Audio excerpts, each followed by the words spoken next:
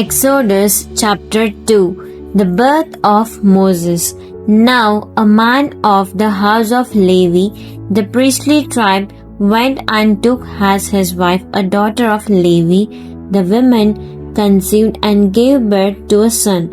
And when she saw that he was especially beautiful and healthy, she hid him for 3 months to protect him from the Egyptians. When she could no longer hide him, she got him a basket chest made of papyrus reeds and covered it with tar and pitch, making it waterproof. Then she put the child in it and set it among the reeds by the bank of the Nile. And his sister Miriam stood some distance away to find out what would happen to him. Now the daughter of Pharaoh came down to bathe at the Nile, and she, together with her Midians, walked along the river's bank. She saw the basket among the reeds and sent her maid to get it, and she brought it to her. When she opened it, she saw the baby, and behold, the baby was crying. And she took pity on him and said, "This is one of the Hebrews' children." Then his sister said to Pharaoh's daughter, "Shall I go and call a wet nurse from the Hebrew women to nurse the child for you?" And Pharaoh's daughter said to her, "Go ahead." So the girl went and called the child's mother. Then Pharaoh's daughter said to her, "Take this child away and nurse him for me, and I will give you your wages."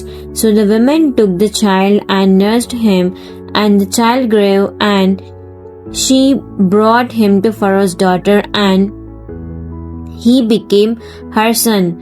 And she named him Moses, and said, "Because I drew him out of the water."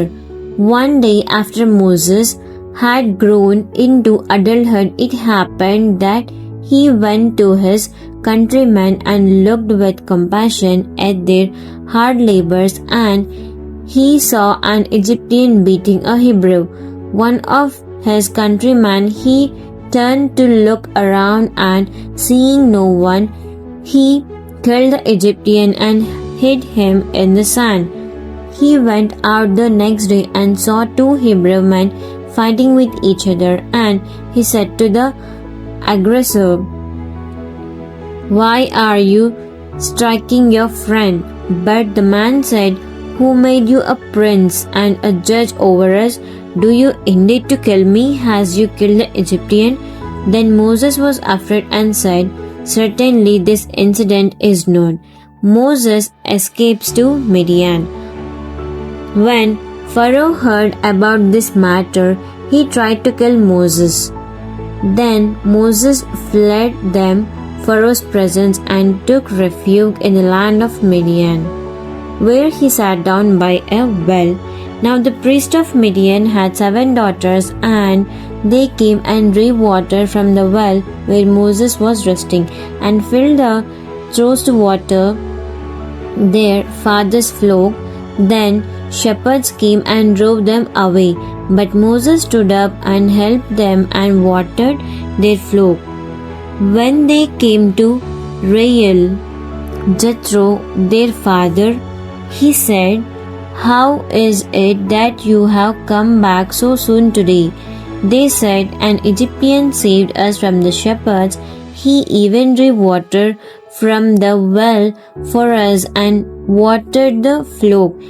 Then he said to his daughters, "Where is he? Why have you left the man behind? Invite him to have something to eat." Moses was willing to remain with the man, and he gave Moses his daughter Zipporah to be his wife. She gave birth to a son, and he named him Gershom, stranger, for he said, "I have been a stranger in a foreign land." Now it happened after a long time, about 40 years, that the king of Egypt died, and the children of Israel, Jacob, groaned and shied because of the bondage, and they cried out, and Their cry for help because of their bondage ascended to God.